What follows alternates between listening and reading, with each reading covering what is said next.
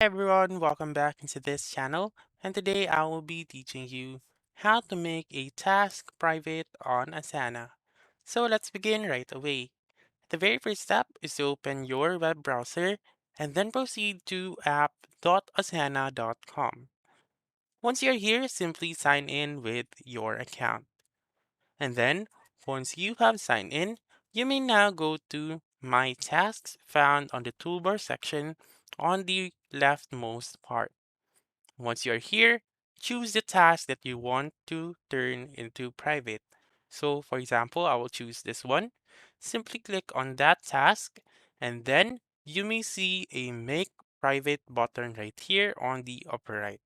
So, click on Make Private, and then you may now see the text which says this task is private to you. So that's it. That's how you can make a task private on Asana. So that's all for this video. Let me know in the comments section if this works out for you.